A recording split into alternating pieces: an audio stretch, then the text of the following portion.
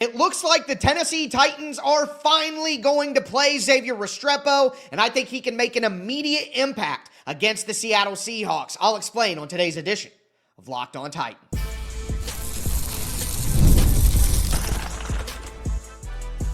You are Locked On Titans, your daily Tennessee Titans podcast, part of the Locked On Podcast Network, your team every day.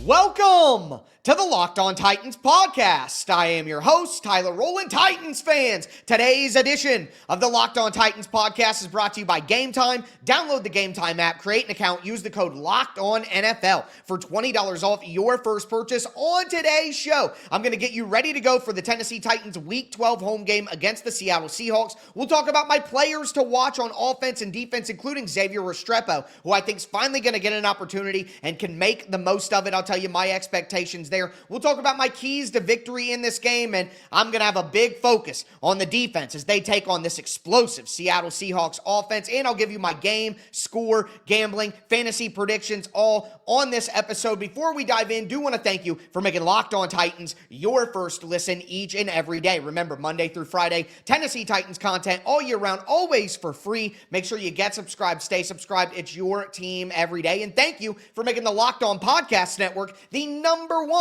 sports podcast network. Again, Xavier Restrepo looks like he's going to finally get an opportunity to play. He practiced with the regular team on Wednesday, practiced with the regular team on Thursday. He's wearing his own jersey, which may not sound like a lot, but if you've been paying attention to the season, like I have, obviously, and if not, I got you.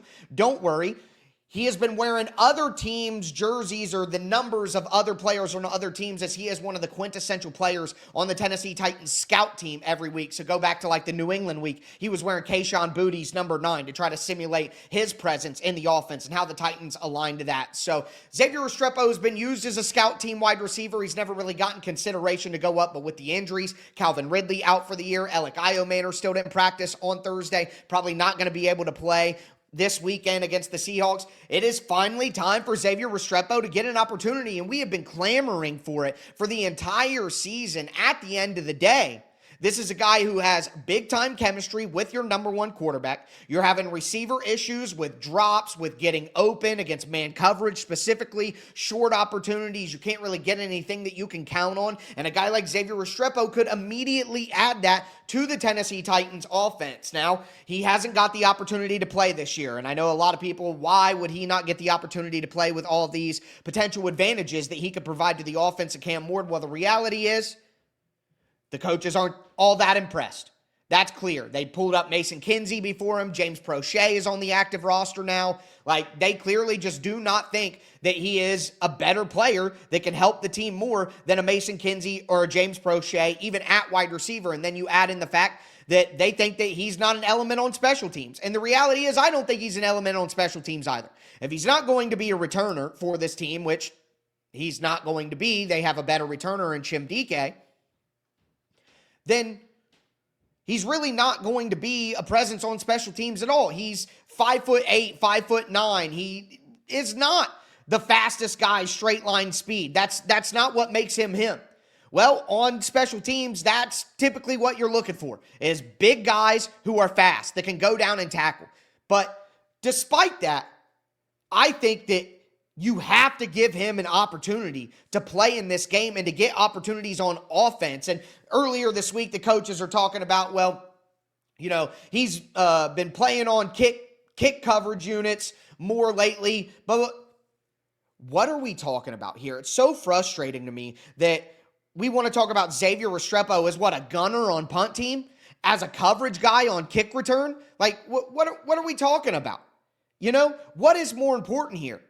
It is easier to find one of 10 guys who can run down and make a tackle, like a Julius Chestnut or Dan Musai or Marcus Harris or even Kevin Winston. Like, you can find those guys. You can find special teams demons. They're getting Kal-El Mullings back potentially soon. You can find those guys. You know what the Titans need more than that? They need a wide receiver that can catch the ball. They need somebody that can move the chains. They need somebody that's not going to drop a pass. Like, I just feel like we're overvaluing the less important thing. Why are they doing that? So now, even though they've been forced to do it through injury, now finally they're going to give Xavier Restrepo an opportunity. And again, I think he can make an immediate impact here doing those things. Catching the ball on a first down and getting 3 yards. You know how nice it would be to throw a pass on first down and get 3 yards and it be 2nd and 7? Just because you have a dude who can go 1-2 step, turn in, catch ball, get tackled. Boom. My quarterback trusts him. He catches the ball. I know where he is. Just that little stuff that the Titans offense doesn't have there. There's no grease to the skids. There's no lubricant for this Titans offense. So much friction every play, all the time. Max difficulty.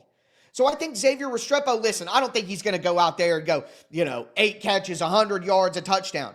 But if he can go out there and catch 3 or 4 passes for 30 to 40 yards, 2 of those moving the chains for first downs, get a quick wide receiver screen and get a couple of yards to matriculate the ball down the field, convert a couple of third downs on 3rd and 3, 3rd and 4 if the Titans get any. That should be the expectation for a guy who the Titans, if he does that, the Titans have desperately needed it all year long. So again, I just think this, he can't play on special teams conversation. You're right. He's not going to help that much on special teams, but a wide receiver is more important right now. A wide receiver is more important. So what are we doing? Let X play, give him an opportunity. I think he's going to make an immediate impact even if he doesn't set the world on fire. That's not what I'm saying. But regardless, obviously, Xavier Restrepo is one of my players to watch in this game on the offensive side of the ball. And outside of that, it's Cam Ward. I've talked about it all week. We got a good performance from Cam Ward in this game. The simple stuff, he did so much better and so much more consistent.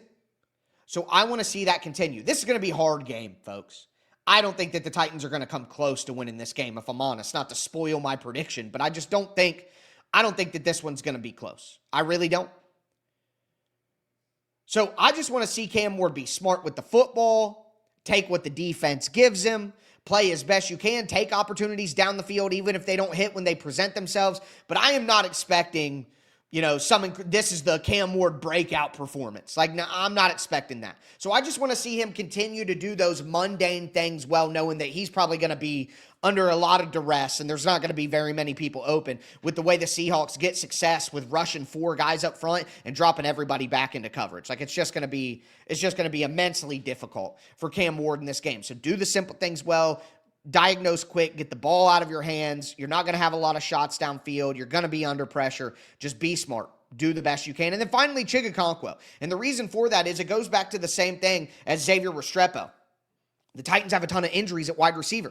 There is not going to be a Calvin Ridley the rest of the season. Alec Manor is probably not going to play in this game. I think Chim DK actually will come back. It's more of a chest contusion than worries about the concussion, which they was said initially during the game. He's got a chest contusion, probably very, very painful for a guy who plays football in reality and could risk re-injury. It's going to hurt pretty bad again when he gets hit in this game in Seattle, man. They're coming after you. So maybe they'll be cautious there. And I think one way to do that, and one thing they're going to be forced to do, and we'll talk about it in Keys to Victory, is you got to play more tight ends. You just don't have the numbers at wide receiver. You don't have the talent at wide receiver. If Mason Kinsey is, your wide receiver 2 in this game, yikes. So play more tight ends. And Chig Okonkwo, which he did last week, and they even said it all week, the big pass that he caught on the final scoring drive for the Titans, he had never played that position on that play before. And they're going to have to use Chig Okonkwo as a pseudo wide receiver, have him split out. The Titans run 11 personnel more than any other team in the NFL. Now, it's usually because they're down and stuff, but it's also because they're stupid. But if the Titans want to stay in 3 wide receiver looks, but they don't have the talent to do it, then use Chig Okonkwo. And what might actually happen is you might actually fall backwards into some creativity to throw the defense off. Hopefully they commit to that. We'll talk about it more in Keys to Victory. But those are my offensive players to watch. Xavier Restrepo, Cam Ward, Chig Okonkwo. I'm going to give you my defensive players to watch and give you my Keys to Victory on offense and defense. But I want to take a little bit more time to have that conversation rather than squeezing it in here. So we're going to go to Keys to Victory, defensive players to watch against the Seattle Seahawks. It's Locked On Titans, your team every day. Do want to let you guys know that today's episode is brought to you by Prize Picks. You and I make decisions every day, but on Prize Picks, being right can get you paid. Don't miss any of the excitement of this sports season, whether you're following the NFL, the NBA, or both, like me. There's no better time to jump in on the action. If you haven't tried it yet, Prize Picks is the simplest way to play. Just pick more or less on at least 2 player stats, and if you get them right, you win. It takes less than 60 seconds to make your lineup, and you can play anywhere Prize Picks operates, including California, Texas, and Georgia. What I love most about Prize Picks is they just have some incredible features, like the new Stacks feature. It's a game changer. Now I can actually pick more on like Steph Curry's points, threes, and assists in the same lineup. And one of my favorites, their injury reboot feature saves my lineup from a loss if one of my players leaves early with injury. Download the Prize Picks app today. Use the code LOCKEDONNFL to get $50 in lineups after you play your first $5 lineup. Again, that's code LOCKEDONNFL for $50 in lineups after your first $5 lineup. Prize Picks. It's good to be right.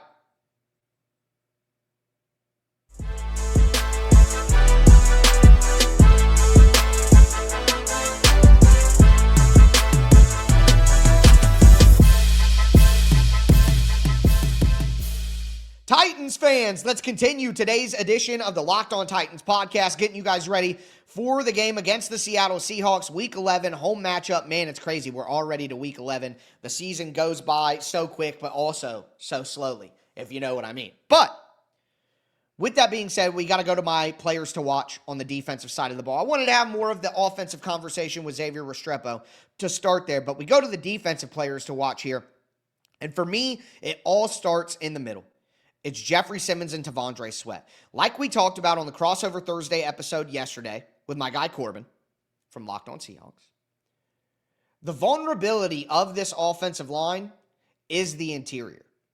Backup center in there, Anthony Bradford at guard, Gray Zabel, their really good rookie. He may be out of this game with an injury. That's the expectation from Corbin, even though they're talking optimistically about him coming off the injury because it looked serious. It's not that serious, but still would be a surprise to see him play in this game. If you have basically 3 backup level players on the interior, and Anthony Bradford is a starter, and he's had good moments. This isn't a bad offensive line by any stretch of the imagination, even with what I'm saying. Anthony Bradford, probably a low-level starter, but nonetheless somebody who T'Vondre Sweat and Jeffrey Simmons should have success against. And I think if there is a path for the Tennessee Titans to find a way to win this game on the defensive side of the ball, it's this explosive offense. And the Seahawks offense is awesome.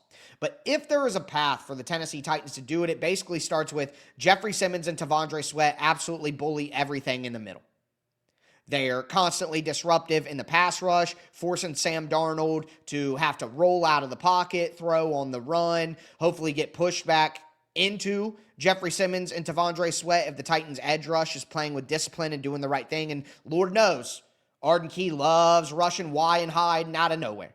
So if he can do that in this game and push Sam Darnold forward, then if Big Jeff and T'Vondre Sweat are dominating, they'll be right there to eat that alive. And then you get sacks on Sam Darnold, maybe those turnover problems that he had from last week, throwing 4 interceptions, maybe that continues, and we'll talk more about that in a second. But that starts with Jeffrey Simmons and T'Vondre Sweat dominating up front. You can shut down the run game for the most part, or at least make it easier to guard because you know that you have taken the A gaps and the B gaps away because they're so dominant up front.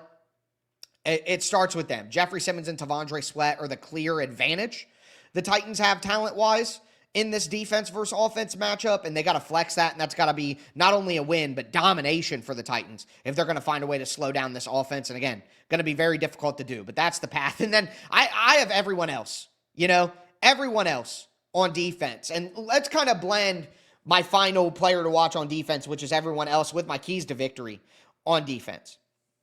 I think the key for the Titans in this game is preventing explosives. The Seahawks are one of the most explosive offenses in the NFL. Ton of explosive plays, shots downfield. Sam Darnold loves throwing it deep, loves pushing the ball down the field. We heard about the yards per attempt yesterday from Corbin, 9 point something. He is throwing the ball down the field, and that's what Sam Darnold likes to do. He's got a live arm. He did that in Minnesota very well. That's what they had success with. They were just so explosive on offense, throwing the ball down the field. He's a good downfield thrower. And you got to take that away. You got to try to make him be consistent. You got to try to make them be efficient, down to down. Don't make it easy on him. Look, even if the Titans prevent the explosive plays, I think they're going to have a hard time winning. It's not like if they do that Sam Darnold and Jackson Smith and Jigba and Torrey Horton, if he's back, and Rashid Shaheed, who's a lightning bug out there. It's not like they couldn't succeed on a down-to-down efficient diet, but that's still the best path for the Titans defense to try to slow them down. Just don't let them do what they've done so successfully all year and just strike downfield. And I think that when I talk about everyone else outside of the two interior defensive linemen being keys to victory, that includes the safety group. Like last week, the Texans did not try to attack downfield. That was not their plan in the game, to attack downfield. They wanted to hit short. They wanted to hit intermediate. They wanted to attack outside, quick stop routes. And, I think that was the plan. There were some crossing routes into the middle, but they weren't really a challenging deep all the time. Seattle will. And while I was impressed with Kevin Winston's performance, and we talked about that a couple of days ago on the show when I talked about what I saw from him on film, he was not challenged deep, especially as a post safety, like cover one, cover three, back deep, the deep man, single high look. He wasn't challenged very often like that, and Seattle was going to. So for Amani Hooker, who is not the quickest player and has played poorly this year, for Kevin Winston, who just is a rookie, is getting acclimated, getting his legs under him, I think that there could be a tremendous challenge. And we already know that the cornerback group isn't very good. Darrell Baker Jr., Jalen Armour-Davis, rookie Marcus Harris in the slot. I think Marcus Harris could be a good player. I was kind of impressed by what I saw from him on tape and his opportunities. But that's not a good secondary against this wide receiver group. Let's just be honest about that. So the secondary is just going to have a tremendous, tremendous effort ahead of them preventing the explosive plays. And the reality is, if the Titans can win up front with Jeffrey Simmons and T'Vondre Sweat, create those turnover opportunities by making Sam Darnold uncomfortable, playing back coverage, getting pressure with four, all of those different things, then he might throw some turnovers, and the secondary has to be able to take advantage if he gives them opportunities. They have to. And these just aren't guys other than Amani Hooker, who's been a ball hawk throughout his career but hasn't done anything like that this year. Are those secondary guys going to be able to step up when those turnover opportunities arise, if they arise? They're going to have to, and these just aren't guys who we've seen do that before. I feel like it's been forever since a Titans secondary player got an interception. So Roger McCreary, he's not even on the team anymore. So, probably Xavier Woods, maybe? I don't know. Anyways, that's my point, though. It's been Cody Barton getting the interceptions for the Titans, and he's included here because I think another reality is the red zone defense is going to be critical. We saw this formula from the Rams last week. They got 4 interceptions on Sam Darnold. They stopped him 3 times out of 4 in the red zone, and they still barely won. They still barely won at the end because Seattle's offense can move the ball so well. But that's kind of the point. Seattle's offense is going to move the ball up and down the field from the 20s to the 20s. They're going to move the ball, and if the Titans don't stop them in the red zone, you're not just going to turn off their water like you did with the Texans for most of the game last week. That's not going to happen. This is a way better offense than the Texans. That's not going to happen here. So they're going to move the ball. They're going to get red zone opportunities. If you don't hold them to multiple field goals, 1 touchdown, it's going to be tough for the Titans, and that means they're going to have to stop the run in the red zone because Seattle's been really good at running the ball in the red zone. That's something that Corbin mentioned on the show last week. They've been good running the ball in the red zone, so the Titans' edge rushers, the Titans' linebackers, and the Titans' safeties and slot corners are going to have to be great in run defense because the reality is, like I talked about with Jeffrey Simmons and T'Vondre Sweat, that's an advantage the Titans actually have. Seattle is going to pepper the outside run game, and that includes in the red zone and try to get to the perimeter and take advantage. So, big challenge for the Tennessee Titans second level this week, whether it be in pass coverage, whether it be in run defense with the perimeter run game, with the wide zones, the pitches. The Titans back level players, we always say the front 7, the back 7 for the Tennessee Titans defense going to be a tough one. But on the offensive side of the ball, we finished with my keys to victory there. And really, I just want to see more two tight end looks. The Titans are actually good at throwing the ball out of two tight end sets. The Titans are bad at running the ball out of two tight end sets. The Titans are good at running the ball, well, good is a stretch, but better at running the ball out of three wide receiver sets. They are not as good at throwing out of three wide receiver sets. They run three wide receiver sets more than basically every other team in the NFL. So I just want to see the Titans throw more out of 12 personnel with Chig, Okonkwo, and Gunnar, Helm on the field. So far, under Mike McCoy, less motion, no shifts. They're not doing anything to identify pre-snap on a significant, consistent basis. They are nowhere near the level of creativity on offense with those types of things as the rest of the NFL. It's making it very difficult on Cam Ward. Simplistic route concepts that they run over and over and over again. Like, I'm not expecting that stuff to change, but I'm just hoping that now they are forced to play out of more two tight end sets, shift your tight ends around, put people in motion to create looks and create advantages because you're going to be in similar personnel. So you have to get more creative with how you use that personnel and you deploy it and you align it to accomplish your goals because you're just limited in your talent at wide receiver and how many you can use. So it's like it's almost going to force them to get more creative and lean into the thing that they do well that they don't seem to notice that they do well. So I just want to see the Titans offense do that because I don't have a lot of faith that, regardless of what they do, it's going to be super successful. So I just want to see them try some things. All right. But with that being said, time to make my predictions for this game. My score, game prediction, fantasy, gambling. We'll talk all about that. Do want to let you know that today's episode is brought to you by Game Time. The NFL is back. Honestly, there's nothing better than being in the stadium surrounded by fans cheering on your team, but let's be honest. Getting tickets can be a hassle between the queues, login screens, prices jumping at checkout. It's frustrating. That's why I use Game Time, the app that gives the advantage back to fans. Game Time is fast, it's easy, it's backed by the Game Time guarantee. You'll always get 100% authentic tickets delivered on time and at the best price, plus all fees are included. So the price that you see is the price that you pay. I pulled up Game Time recently and in a couple of taps. I saw amazing deals. I'm talking about your favorite NFL games for as low as $100 in Titans games. Who knows? You might even find some lower than that. Download the Game Time app, create an account, use the code LOCKEDONNFL for $20 off your first purchase. Terms apply. Again, that's promo code LOCKEDONNFL for $20 off. Swipe, tap, ticket, go. Download Game Time today.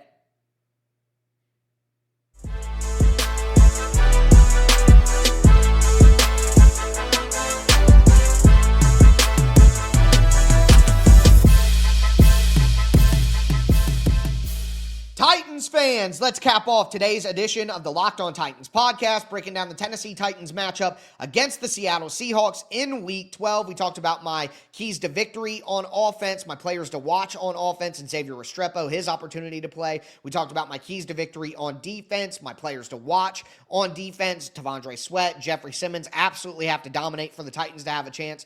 Now I want to get into my predictions. Before we do, thanks again for making Locked On Titans your first listen, and thank you again for making the Locked On Podcast Network the #1 sports podcast network. But I have to be honest, and if you've been listening to the show this week, you've been following me online at TikTok Titans, at Locked On Titans on basically every platform. You can find me one of those. Seattle is a good football team. They are consistent. They come to play. They are aggressive and physical. And I think that there are certain things that they do well that are going to give the Titans problems. Explosive plays, attack deep on offense. Titans secondary is just not equipped to handle that right now. On the other side, their defense, Nick Onwunwari, safety I really liked in the draft. When Seattle traded up with the Titans, they took Nick Onwunwari, and he's looking like an absolute stud. He's going to be like a rookie all-pro. Not an all-pro as a rookie, but he will be on the rookie first team when they do those sorts of lists. He's been great. Kevin Winston, good finish to the season. He might be able to get on there too, but not going to be as high profile because the team isn't winning like the Seahawks. And what Nick Almonwori has done for the Seahawks this year has been impressive because they have been really good against those heavy tight end sets that are really proliferating around the NFL right now.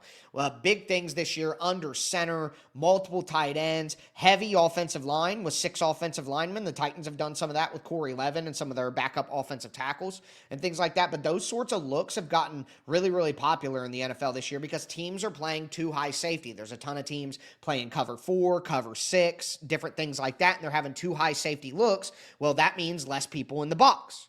If you have 2 safeties back deep, one of them can't be in the box, which means you're seeing 7 people in the box. Defenses, as I've been telling you on the show for a long time, if you're someone really paying attention, defense has been mostly played out of nickel defense the last couple of years. You want to have, because teams started running RPO and quick passing game and things like that, you wanted to have nickel defense on the field. And then we saw the big nickel with 3 safeties where you have a safety as the slot cornerback instead of a pure corner. We saw penny looks where you would have 5 guys on the line of scrimmage, 1 linebacker, and then a safety could come down and float as a secondary linebacker. All those different things where teams started getting creative using lighter guys to deal with the RPO passing game, using lighter players with lighter defensive packages. Now we're seeing it go the other way. Because if you're playing in those and you're trying to play nickel against base, if you're trying to play nickel against 2 tight ends, well, what if one of those tight ends is a 6th offensive lineman and then the other one is a tight end? Now are you still going to be able to play nickel against that? Because now your defensive end doesn't get to go one-on-one in a seal block against a tight end. He's got to go against an offensive tackle. Now I can pull a backside tackle who's actually a center like Corey Levin and run gap, counter, and power the other way. What do you do then? So we've seen more 3 tight end looks. We've seen more jumbo offensive packages in the NFL in general this year as a counter to nickel defense as a base and 2 high safety looks. And running the ball is king again. Well, Seattle, the counter to that is they have a safety who is basically a linebacker in Nick Almonwori. So, like last week against the Rams, they really did a good job shutting down the Rams offense, even though the Rams won. They did a great job against the Rams offense because they were running that package on defense where they have Nick Almonwori function as a linebacker. And it can almost counter that, but keep them in the personnel groupings they want to be in to be able to fight against explosive pass plays. It's brilliant. It's the chess match of the NFL right now, and Seattle is at the cutting edge of that on defense, no doubt, or no shock with Mike McDonald being their head coach, and he is a guy who is known as someone who plays really, really well against those Shanahan offenses. Because as those Sean McVay, Kyle Shanahan, wide zone offenses started to blast the NFL and take over, eventually someone will rise who counters that. Batman created his rogues gallery in a lot of examples. Like the villains got crazier because there was a Batman. When there's just cops, it's regular villains. There's a Batman wearing a costume, dressed up as a bat. Now people want to be more flamboyant. And that's not canon in every telling of Batman, but that's a very common thing. Is the question is Batman part of the problem? It's Mike McDonald was created because of the McVay, Shanahan, outside zone offenses. He was specifically tailored to stop those. So it's no shock that he is a guy at the cutting edge of schematically how to deal with those offenses. Anyways, that's a long tangent, but the point is, that was some fun football talk, though. If you really love ball and you're really paying attention, that's what's going on right now in the NFL.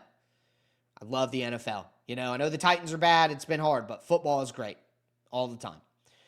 But with that being said, I think the Titans lose this game. 24-10.